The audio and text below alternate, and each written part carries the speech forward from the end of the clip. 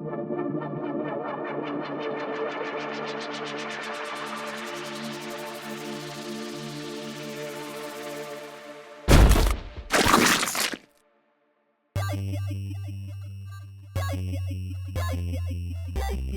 is a curious thing.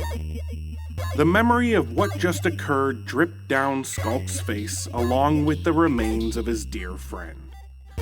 A giant hammer pulled off of Skulk's flattened companion with a sickly wet sucking sound.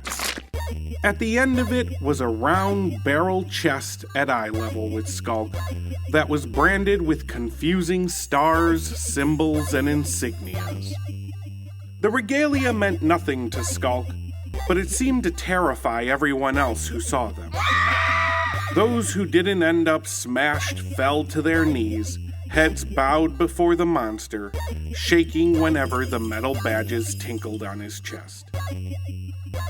To further the monstrosity's severe appearance, a squat head sat atop the torso, collar pulled well above the mouth, with a leather-pointed cap yanked far below the eyes. A pimply hooked nose burst out of a small opening created by the two. And so Skulk was in yet another life where he met Hammerhands. The newly met monstrosity bent his stumpy legs and leapt off into the city to smash more people's hopes and dreams. And bodies. Mostly bodies. The others in the garbage quarry happily went back to work. Mostly because they weren't the ones who got smashed.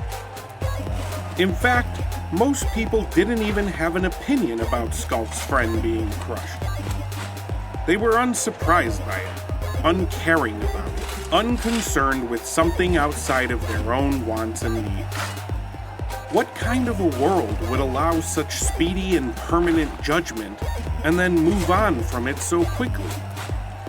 Skulk stood there stunned. He looked to the others for any kind of guidance, but none could be found. They each went back to filling their wheelbarrows in hopes of returning to their own version of the incredibly busty woman. Or they were already with her, and definitely not willing enough to give up their few moments for themselves to care what happened to someone that wasn't them. Skulk's cracked screen flipped back on. His lady friend explained how she'd love to have some more personal time. If only he'd put more trash in his wheelbarrow. All sense of pleasure or duty to garbage left Skulk. He ripped the chains from his arms and the helmet from his head as he hurtled through the quarry towards Hammerhands. Answers were needed. Skulk lunged towards the closest tower to get higher ground. The brittle garbage structure cracked and splintered as he scaled the building, swaying and bending under Skulk's weight and movement. Big chunks broke free and crashed to the ground as it crumbled like chalk. As he climbed, he imagined the people celebrating him as their savior from that monster. He imagined people cheering him on as he chased the man with hammers for hands through the streets.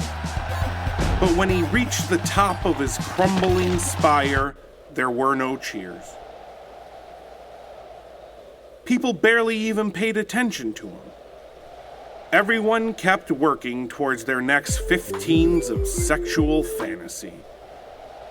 The only sounds he heard were those of the machines machining, the boom tubes booming, and one guy riding a crane hoist of trash towards the spot he was climbing onto, politely asking him to get the fuck out of the way!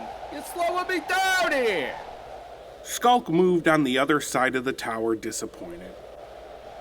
While accommodating the man he was trying to protect, however, he noticed towers with people manning searchlights from their tops. The ogre followed the beams down to the city streets. The lights scanned the ground in unpredictable angles, abruptly illuminating streaks of ground like strikings of a match. They dizzyingly bobbed and weaved through the city until Skulk finally found one focused on a tiny ant of a human. That is when he saw the monstrous wrecking ball of hate bounding towards the spotlight, aiming to deliver his one and only form of justice. The beast looked down and realized finding footholds on the way back to solid ground was going to be a lot tougher and slower than his journey up. To make things easier, Skulk shrugged and let himself fall. As he plummeted through the smog-filled sky, he kept his eyes locked on the one he had questions for. The rush of air was cooling to the ever-sweating beast, so he took a moment to enjoy the sensation before he landed. His shoulder hit the ground first, followed quickly by his head. The cracked cement cracked further.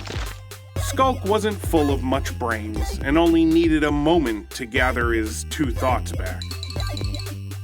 Determination, as well as the fogginess associated with concussions, set in.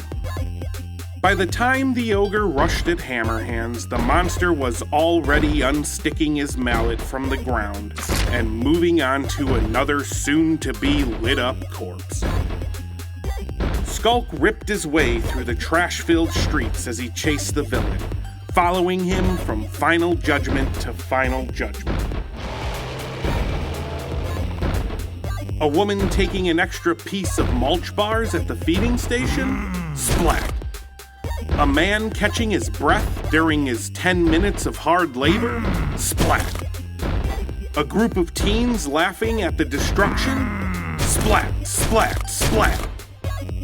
A little boy let down a trash-filled wheelbarrow to pick up a half-destroyed doll poking out of the garbage.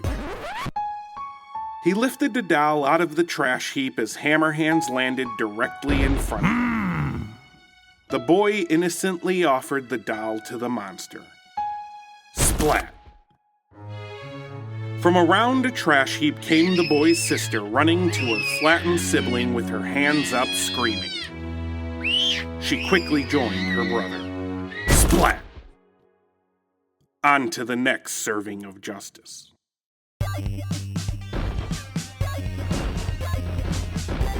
The two forces crashed their way through the city, leaving a wake of steaming trash on top of steaming trash. The monstrosity continued making puddles out of humans, and left them to reflect the towers of garbage in the city that was always falling apart. Skulk splashed through Hammerhand's wake, always one step behind him, and began to feel a little queasy. The beast pushed himself to the brink of his physical ability as he tried to catch up, racking his rusty bear-trap brain, trying to think of a way to at least snare this villain for a moment and force him to explain himself. He thought long and hard while the rust fought back. The ogre became so entangled in his own trap that he didn't notice the changes in the scenery around him. The trash piles in the street began to shrink, the buildings transformed from frail towers of waste to sturdy obelisks of gleaming metal. The roads became concrete, and the streetlights actually gave off light through the heavy, polluted fog. The people weren't chained here, but they continued to walk and act like they were. They all wore bags over their heads. They carried munitions and entertained themselves at firing ranges. All the while, huge tubes pointed at various angles into the red sky and fired into lands beyond the city's walls with ear-bursting explosions. A cannon fired right next to Skulk, spinning him like a tire, forcing him out of his fruitless attempt of thought. The ogre stopped dead in his tracks. He looked around and drank in the cacophony of madness.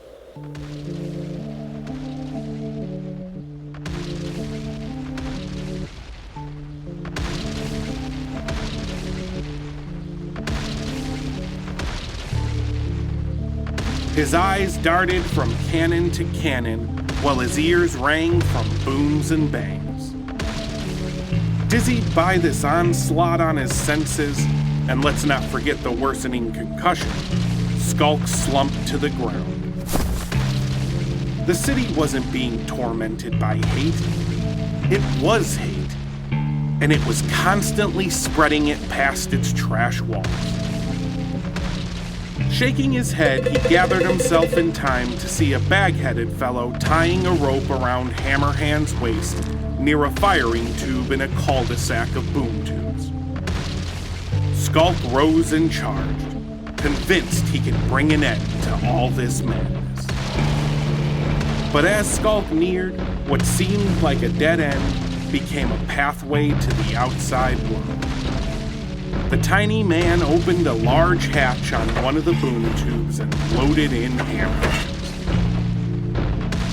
With a blast that blew the soldier back against another tube, Hammerhands shot into the great red yonder, a long rope trailing behind him attached to a giant reel atop the great trash wall. The little bag-headed man stood no chance of stopping Skulk running at him.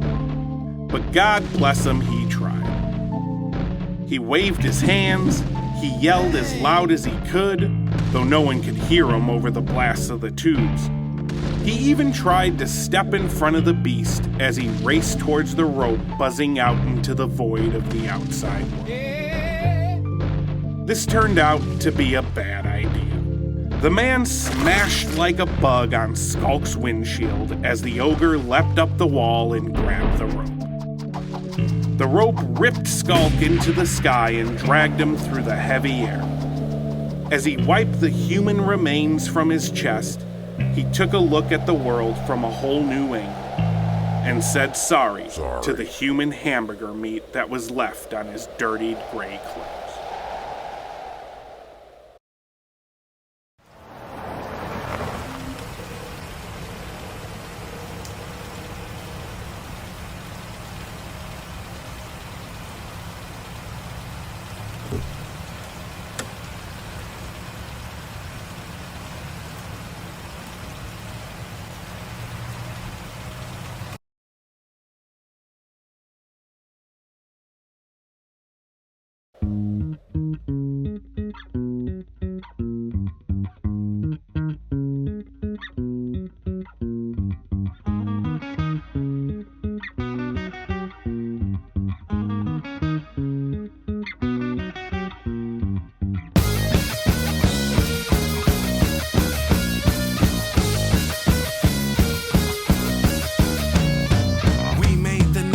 Took our lives, we made the guns that killed our sons. We start the war to sell some more. We fight the hate that we create. We're the disease spread overseas. We're the ideal without appeal. We're the corrupt where we instruct. We are the damn where we command. Decreed, received, believed, deceived. Decreed, received,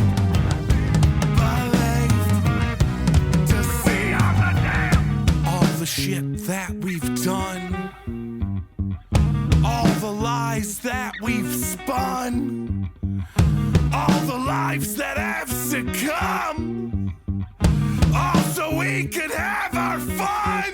We destroy,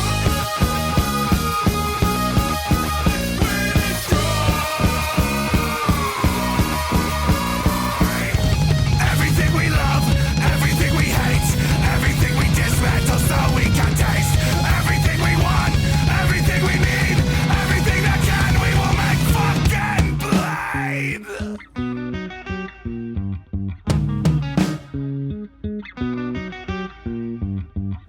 Douse the fires with gasoline, browse the pies that now careen. Trounce desire, we find obscene. Rage and tire, no ends to mean. Fuck their morals, fuck their laws, fuck their quarrels with our fault. Fuck for pleasure, fuck for wants of fucking cash, cause we are gods. Decreed, received, believed, deceived.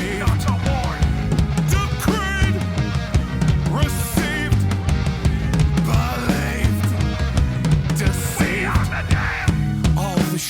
that we've done, all the lives that we've spun, all the lies that have succumbed, all so we could have our fun.